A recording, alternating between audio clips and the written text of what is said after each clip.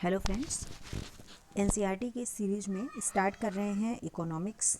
और इकोनॉमिक्स की जो ये क्लास है ये क्लास 9th से है, क्योंकि इसके पहले 6, 7, 8 इसमें एसएसटी है और इकोनॉमिक्स वाला पार्ट इसमें नहीं है। तो इकोनॉमिक्स बेसिकली स्टार्ट हो रहा है क्लास 9th से।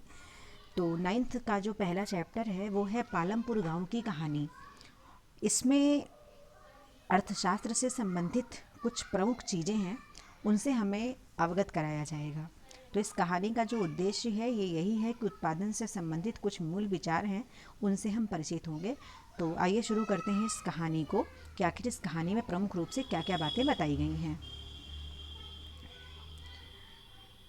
पालमपुर खेती मुख्य क्रिया है। जो पालमपुर गांव है वहाँ पर जो खेती है ये वहाँ की मुख्य क्रिया है, जैसा कि ज़्यादातर गांवों में होता है।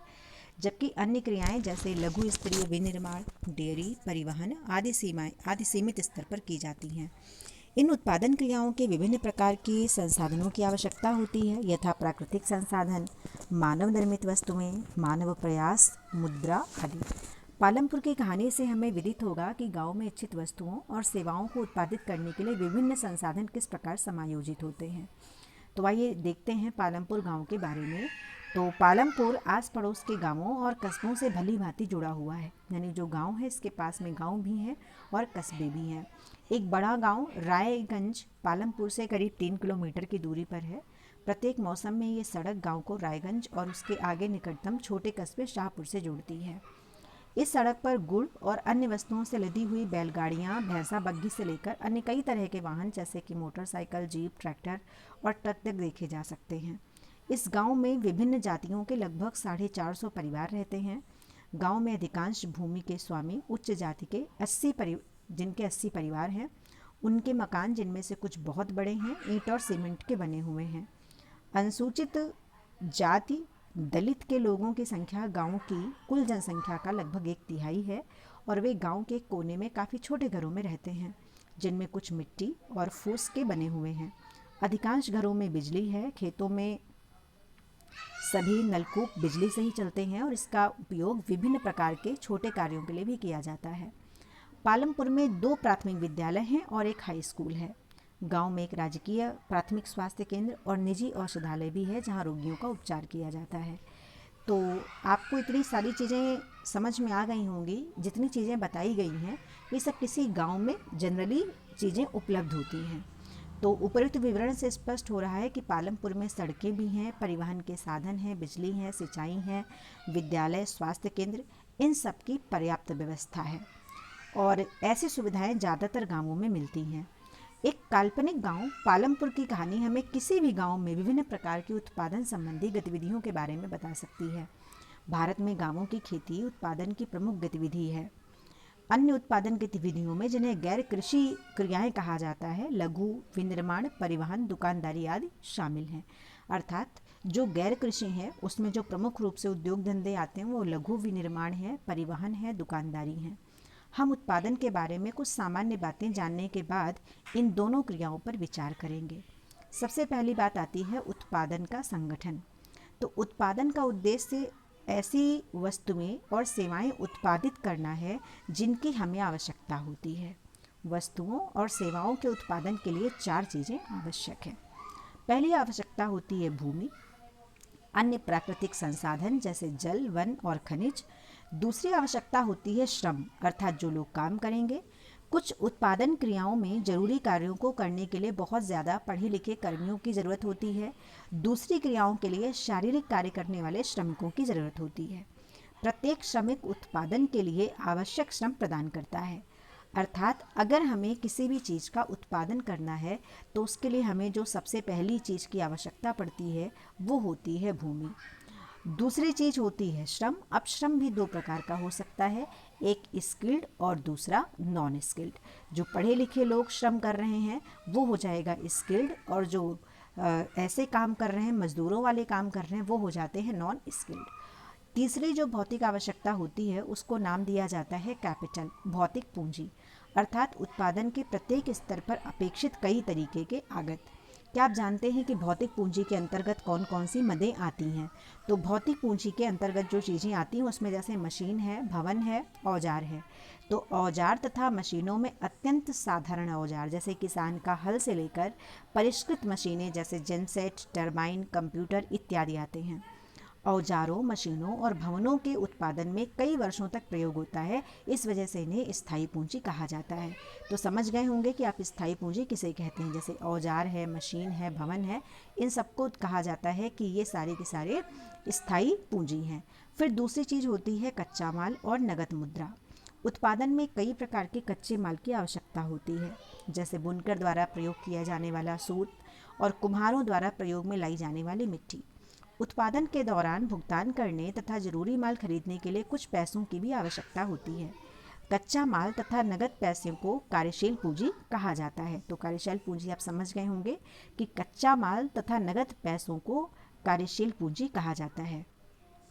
औजारों, मशीन तथा भवनों से भिन्न ये चीज़ें उत्पादन क्रिया के दौरान समाप्त हो जाती हैं। कच्चा माल और जो नगद पैसे होते हैं, जब हम कोई चीज़ उत्पादन करते हैं तो वो चीज़ें स्वतः समाप्त हो जाती हैं। एक चौथी आवश्यकता भी होती है। आपको स्वयं उपभोग हेतु या बाजार में बिक्री हेतु उत्पादन करने के लिए भूमि, श्रम और भौतिक पूंजी को एक साथ करके योग्य बनाने के लिए ज्ञान और उद्यम की आवश्यकता पड़ती है, जिसे हम मानव पूंजी के नाम से जानते हैं। यानी इन तीनों चीज़ों की आवश्यकता, इन तीनों चीज़ों में भूमि है, श्रम है, भौतिक पूंजी है, लेकिन इन तीनों को कनेक्ट करने के लिए हमें जिस चीज़ की आवश्यकता होती है वो है चौथी चीज़, और वो चौथी चीज़ होती है मानव पूंजी।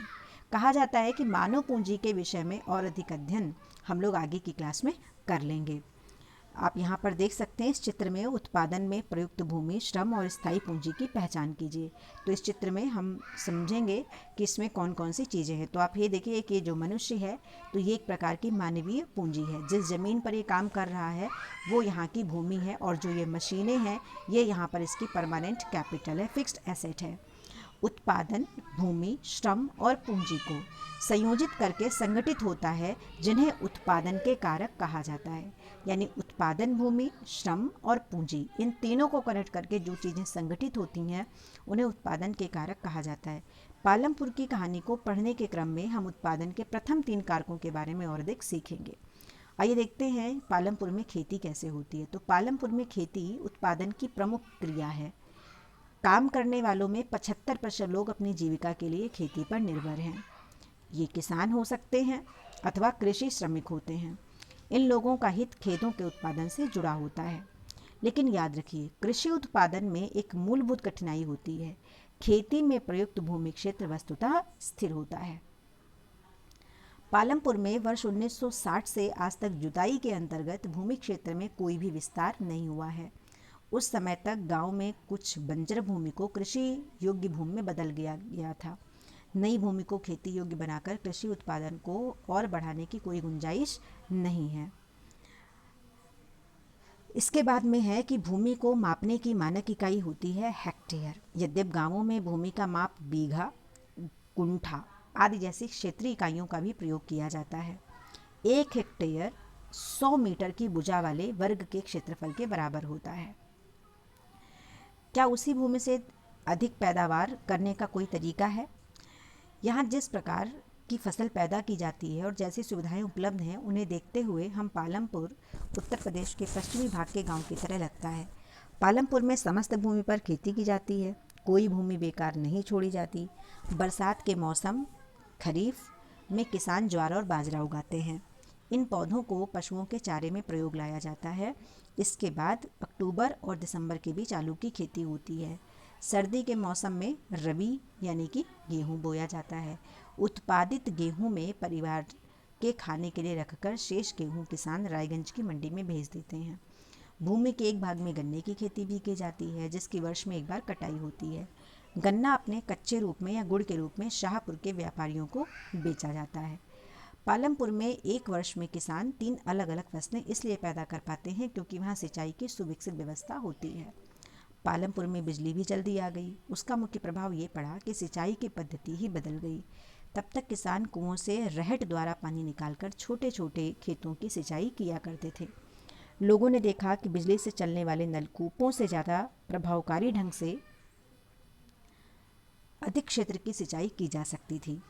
प्रारंभ में कुछ नलकूप सरकार द्वारा लगवाए गए थे, पर जल्दी ही किसानों ने अपने निजी नलकूप लगाने प्रारंभ कर दिए। परिणाम स्वरूप 1970 के दशक के मध्य लगभग 200 हेक्टेयर के पूरे जुते हुए क्षेत्र की सिंचाई होने लगी।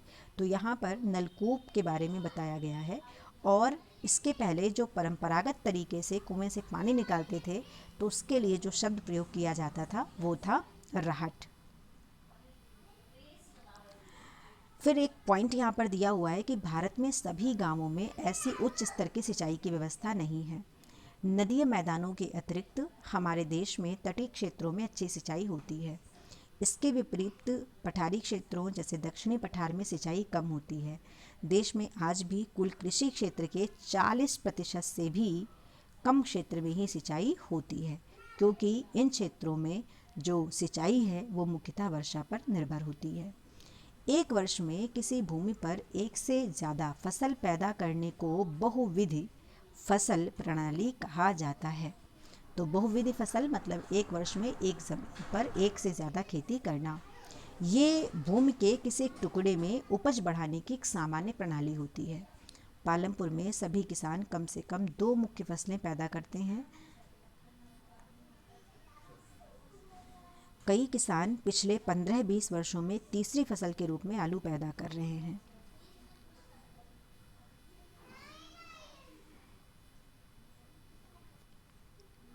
नाइनटीन 1960 के दशक के मध्य में जब खेती में पारंपरिक बीजों का प्रयोग किया जाता था, जिनकी उपज अपेक्षाकृत कम थी, परंपरागत बीजों को कम सिंचाई की आवश्यकता होती थी। किसान उर्वरकों के रूप में गाय के गोबर या दूसरी प्राकृतिक खाद का प्रयोग करते थे। ये सब किसानों के पास तत्काल ही उपलब्ध थे, इन्हें इनको खरीदना पड़ता था। फिर 1960 के आसपास हरित क्रांति ग्रीन रिवॉल्यूशन ने भारतीय किसानों को अधिक उपज वाले बीजों यानी कि HYB के द्वारा गेहूं और चावल की खेती करने के तरीके सिखाए। परंपरागत बीजों की तुलना में HYB बीजों से एक ही पौधे से ज़्यादा मात्रा में अनाज पैदा होने की आशा थी। इसके परिणाम स्वरूप जमीन के उसी टुकड़े में पहले की अपेक्षा कहीं अधिक अनाज की मात्रा पैदा होने लगी। यद्यपि यदि उपज प्रजातियों वाले बीजों से अधिकतम उपज पाने के लिए बहुत ज़्यादा पानी तथा रासायनिक कीटनाशकों की जरूरत थी। अधिक उपज केवल अति उपज प्रजातियों वाले बीजें, सिंचाई, रासायनिक उर्वरक और कीटनाशकों आदि के संयोजन से ही संभव थी। भारत में पंजाब, हरियाणा, पश्चिमी उत्तर प्रदेश के किसानों ने खेती के आधुनिक तरीकों को सबसे पहले प्रयोग किया था। हरित क्रांति की बात हो रही है, जो सबसे पहले पंजाब, हरियाणा और पश्चिमी उत्तर प्रदेश में लागू की गई थी। इन क्षेत्रों में किसानों ने खेती में सिंचाई के लिए नलकूप और HYB बीजों, रासायनिक उर्वरक और कीटनाशकों का प्रयोग किया। उनमें से कुछ ने ट्रैक्टर और फसल गहाने के लिए मशीनें खरीदी, जिसने जुताई और कटाई के काम को तेज कर दिया। उन्हें इनमें गेहूं की ज़्यादा पैदावार हुई। पालमपुर में परंपरागत बीजों से गेहूं की उपज करीब 1300 किलोग्राम प्रति हेक्टेयर थी, तथा जब इन्होंने HYB बीजों से उपज प्राप्त की तो ये करीब 3200 किलोग्राम प्रति हेक्टेयर तक पहुंच गई। गेहूं के उत्पादन में बहुत अधिक वृद्धि हुई। किसानों के पास बाजार में बेचने को अब शेष गेहूं की मात्रा काफ़ी ज़्यादा थी। तो ये प्रभाव सीधे पड़ा हरित क्रांति का। फिर बात आती है कि क्या इस प्रकार का परिवर्तन ज़मीन यानी भूमि धारण कर पाएगी। तो भूमि एक प्राकृतिक संसाधन है, अतः इसका सावधानी पूर्वक प्रयोग करने की ज़रूरत है।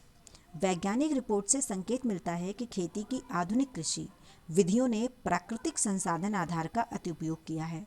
अनेक क्षेत्रों में हरित क्रांति के कारण उर्वरकों के अधिक प्रयोग से मिट्टी की उर्वरता कम हो गई है। इसके अतिरिक्त नलकूपों से सिंचाई के कारण भूमि जल के सतत प्रयोग से भौम जल स्तर यानी जो अंडरग्राउंड वाटर लेवल है वो भी कम हो गया है। मिट्टी की उर्वरता और भौम जल जैसे पर्यावरणीय संसाधन कई वर्षों में बनते हैं। एक बार नष्ट होने के बाद उन्हें पुनर्जीवित करना भी कठिन है। तो कृषि का भावी विकास सुनिश्चित करने के लिए हमें पर्यावरण की भी देखभाल करनी चाहिए। फिर रासायनिक उर्वरक ऐसे खनिज देते हैं जो पानी में घुल जाते हैं और पौधों को तुरंत उपलब्ध हो जाते हैं। लेकिन मिट्टी इन्हें लंबे समय तक धारण नहीं कर सकती। वे मिट्टी से निकलकर भौम जल, नदियों और तालाबों को प्रदूषित करते हैं। रासायनिक उर्वरक मिट्टी में उपस्थित जीवाणुओं और सूक्ष्म अवयवों को नष्ट कर देते हैं। इसका अर्थ है कि उनके प्रयोग के कुछ समय पश्चात मिट्टी पहले की तुलना में कम उपजाऊ रह जाएगी। देश में रासायनिक खाद का सबसे अधिक प्रयोग पंजाब में है। रासायनिक खाद के निरंतर प्रयोग ने मिट्टी की गुणवत्ता को कम कर दिया है। पंजाब के किसानों को पहले का उत्पादन स्तर पाने के लिए अब अधिक से अधिक रासायनिक उर्वरकों का और अन्य आगतों का प्रयोग करना पड़ता है। मतलब यहाँ खेती की लागत बहुत तेज़ी से बढ़ गई है। तो आप ये समझ चुके होंगे कि रासायनिक उर्वरकों का प्रयोग करने से किस प्रकार के नुकसान होते हैं। फिर बात आती है कि पालमपुर के किसानों में भूमि किस प्रकार वितरित है। तो आपने जान लिया होगा कि खेती के लिए भूमि कितनी महत्वपूर्ण है। दुर्भाग्यवश खेती के काम में लगे सभी लोगों के पास खेती के लिए पर्याप्त भूमि नहीं है। पालमपुर में 450 परिवारों में से लगभग एक तिहाई यानी कि 150 परिवारों के पास खेती के लिए भूमि है ही नहीं, जो अधिकांशतः दलित हैं। बाकी परिवारों में से 240 परिवार जिनके पास भूमि है, वो भी 2 हेक्टेयर से कम क्षेत्रफल वाले भूमि के टुकड़ों पर खेती करते हैं। भूमि के ऐसे टुकड़ों पर खेती करने से किसानों के परिवारों को पर्याप्त आमदनी नहीं होती है।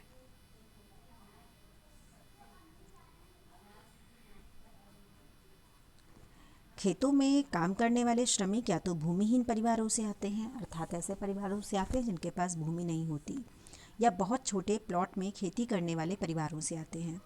खेतों में काम करने वाले श्रमिकों का उगाई गई फसल पर कोई अधिकार नहीं होता जैसा किसानों का होता है, बल्कि उन्हें कम किसानों द्वारा मजदूरी मिलती है। जिनके लिए वे काम करते हैं, मजदूरी नगद या वस्तु जैसे अनाज के रूप में भी हो सकती है।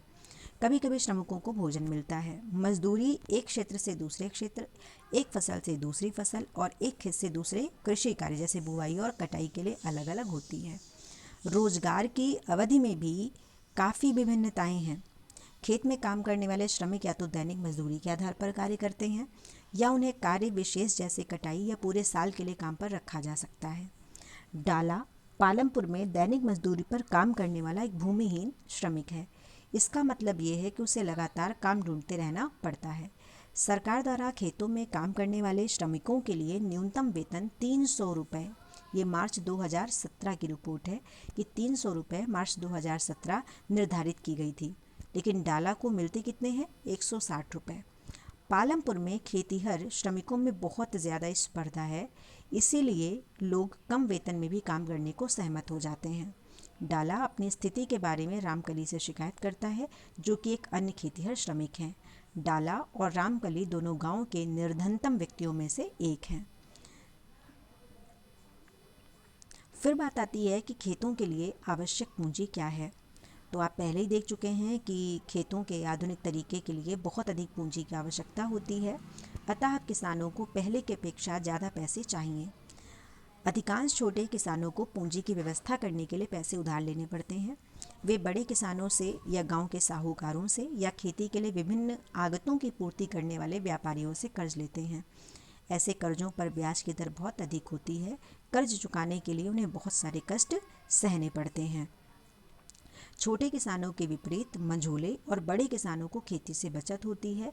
इस तरह वे आवश्यक पूंजी की व्यवस्था कर लेते हैं। इन किसानों को बचत कैसे होती है, ये हम लोग अगली क्लास में देखेंगे, अगले चैप्टर में देखेंगे। इस तरह से हमने उत्पादन के 3 कारक देखे, भूमि, श्रम और पूंजी तथा खेती, उनके प्रयोग के बारे में भी पढ़ा। अब यहाँ पर बहुत सारे प्रश्न उत्तर हैं जो हम लोग अभी लास्ट में करेंगे। फिर बात आती है कि अधिशेष कृषि उत्पादों की बिक्री। तो मान लीजिए किसानों ने उत्पादन के तीनों कारकों का प्रयोग कर अपनी भूमि में गेहूं पैदा किया है। गेहूं की कटाई की जाती है, उत्पादन पूर्ण हो जाता है। किसान गेहूं का क्या करते हैं? वे परिवार के उपभोग के लिए कुछ गेहूं रख लेते हैं और अधिशेष गेहूं को बेच देते हैं। सविता और गोविंद के बेटों जैसे छोटे किसानों के पास भी बहुत कम अधिशेष गेहूं होता है, क्योंकि उनका कुल उत्पादन बहुत कम होता है। इनमें से एक बड़ा भाग वे परिवारों की आवश्यकता के लिए रख लेते हैं। इसीलिए मंझोले और बड़े किसान ही बाजार में गेहूं की पूर्ति करते हैं। एक बड़े किसान तेजपाल सिंह को अपनी समस्त भूमि से 350 क्विंटल अधिशेष गेहूं प्राप्त होता है। अपने अतिरिक्त गेहूं को वो रायगंज के बाजार में बेच देता है, जिससे उसे अच्छी कमाई होती है। अब तेजपाल सिंह की इस कमाई का क्या करता है? तो पिछले वर्ष तेजपाल सिंह ने अधिकांश पैसा बैंक के अपने खाते में जमा कर दिया था। बाद में अपने इस पैसे का प्रयोग सविता जैसे किसानों को कर्ज देने में किया था, जिन्हें कर्ज की आवश्यकता थी। उसने बचत का उपयोग अगले मौसम की खेती के लिए कार्यशील पूंजी की व्यवस्था करने के लिए भी कर लिया। इस वर्ष तेजपाल सिंह बचत के पैसों से एक और ट्रैक्टर खरीदने की योजना बना रहा है। दूसरे ट्रैक्टर से उसकी स्थिर पूंजी में वृद्धि हो जाएगी। तेजपाल सिंह की भांति दूसरे बड़े और मंझोले किसान भी खेती की अधिशेष कृषि उत्पादों को बेचते हैं। कमाई के एक भाग को अगले मौसम के लिए पूंजी की व्यवस्था के लिए बचाकर रखा जाता है। इस तरह वे अपने खेती के लिए पूंजी की व्यवस्था अपनी बचतों से कर लेते हैं। कुछ किसान बचत का प्रयोग पशु, ट्रक आदि खरीदने अथवा दुकान खोलने में भी करते हैं। इस तरह से हम लोग अब ये देखेंगे कि गैर कृषि कार्यों के लिए पूंजी क्या होती है। तो खेती से बचा हुआ जो धन था उसको किसी दूसरे कार्य में लगा दिया, उसे गैर कृषि कार्य के लिए पूंजी कहा जाता है। फिर बात आती है कि पालमपुर में गैर कृषि का जो है क्रियाएं वो कौन कौन सी हैं। तो हमने देखा कि पालमपुर में खेती ही प्रमुख उत्पादन क्रिया है। अब हम लोग बात करेंगे कुछ गैर कृषि उत्पादन क्रियाओं में, जिसमें गांव के 25% लोग सक्रिय हैं। पहला है डेयरी। तो पालमपुर के कई परिवारों में डेयरी एक प्रचलित क्रिया है। लोग अपनी भैंसों को कई तरह की घास और बरसात के मौसम में उगने वाली ज्वार, बाजरा, चरी खिलाते हैं। दूध को निकट के बड़े गांव रायगंज में बेचा जाता है। शाहपुर शहर के 2 व्यापारियों ने रायगंज में दूध संग्रहण और शीतलन केंद्र खोला हुआ है, जहां से दूर दराज तक शहरों और कस्बों में दूध भेजा जाता है। फिर बात आती है कि पालपुर में लघु स्तरीय विनिर्माण का क्या उदाहरण है। तो इस समय पालमपुर में करीब 50 से कम लोग विनिर्माण कार्यों में लगे हैं। शहरों और कस्बों से बड़ी फैक्ट्रियों में होने वाले विनिर्माण के विपरीत पालपुर में विनिर्माण बहुत सरल उत्पाद विधि से होता है। उसे छोटे पैमाने पर ही किया जाता है। विनिर्माण कार्य पारिवारिक श्रम की सहायता से अधिकतर घरों में या खेतों में किया जाता है। श्रमिकों को कभी कभार ही किराए पर लिया जाता है। आइए अब देखते हैं कि इस पूरे चैप्टर से हमने क्या सीखा है। तो इस चैप्टर से हमें सीखने को ये मिल रहा है कि गांव में खेती मुख्य उत्पादन क्रिया है। पिछले वर्षों में खेती की विधियों में कई महत्वपूर्ण परिवर्तन हुए हैं। इनकी वजह से किसान उतनी ही भूमि से अधिक फसल पैदा करने लगे हैं। ये एक महत्वपूर्ण उपलब्धि है, क्योंकि भूमि स्थायी तथा दुर्लभ होती है। उत्पादन को बढ़ाने के लिए भूमि तथा अन्य प्राकृतिक संसाधनों पर बहुत अधिक दबाव पड़ा है। खेती की नई विधियों में कम भूमि परंतु अधिक पूंजी की जरूरत पड़ती है। मझोले और बड़े किसान अपने उत्पादन से हुई बचत से अगले मौसम के लिए पूंजी की व्यवस्था कर लेते हैं। दूसरी ओर छोटे किसानों के लिए, जो भारत में किसानों की कुल संख्या का 80% भाग है, पूंजी की व्यवस्था करना बहुत कठिन होता है। उनके भूखंड का आकार छोटा होने के कारण उनका उत्पादन पर्याप्त नहीं होता है। अतिरिक्त साधनों की कमी के कारण वे अपनी बचत से पूंजी नहीं निकाल पाते, अतः उन्हें कर्ज लेना पड़ता है। कर्ज के अतिरिक्त कई छोटे किसानों को अपने व अपने परिवार के भरण पोषण के लिए खेतिहर मजदूरों के रूप में अतिरिक्त काम करना पड़ता है। श्रम पूर्ति उत्पादन के अन्य कारकों की तुलना में सबसे अधिक प्रचुर है। यानी जो श्रम है वो पूर्ति उत्पादन के अन्य कारकों की तुलना में सबसे अधिक प्रचुर है। अतः नई विधियों में श्रम का अधिक प्रयोग करना आदर्श होता है। दुर्भाग्यवश ऐसा नहीं हुआ। खेती में श्रमिकों का उपयोग सीमित है। अवसरों की तलाश में श्रमिक आस पड़ोस के गांवों, शहरों तथा कस्बों में जा रहे हैं। कुछ श्रमिकों ने गांव में ही गैर कृषि क्षेत्र में काम करना प्रारंभ कर दिया है। इस समय गांव में गैर कृषि क्षेत्र बहुत बड़ा नहीं है। भारत में ग्रामीण क्षेत्र के 100 कामगारों में से केवल 24 ही गैर कृषि कार्यों में लगे हैं। यद्यपि गांव में अनेक प्रकार के गैर कृषि कार्य होते हैं। हमने इनमें से कुछ ही उदाहरण देखे हैं। प्रत्येक कार्य में नियुक्त लोगों की संख्या भी बहुत कम होती है। हम चाहेंगे कि भविष्य में गांव में गैर कृषि उत्पादन क्रियाओं में भी वृद्धि हो। खेती के विपरीत गैर कृषि कार्यों में कम भूमि की आवश्यकता होती है। लोग कम पूंजी से भी गैर कृषि कार्य प्रारंभ कर देते हैं। इस पूंजी को प्राप्त कैसे किया जा सकता है? या तो वो बचत का प्रयोग करें या फिर वो कर्ज लें। आवश्यकता है कि कर्ज ब्याज की दर कम पर उपलब्ध हो, ताकि बिना बचत वाले लोग भी गैर कृषि कार्य शुरू कर सकें। गैर कृषि कार्यों के प्रसार के लिए ये भी आवश्यक है कि ऐसे बाजार हों जहां वस्तुएं और सेवाएं बेची जा सके।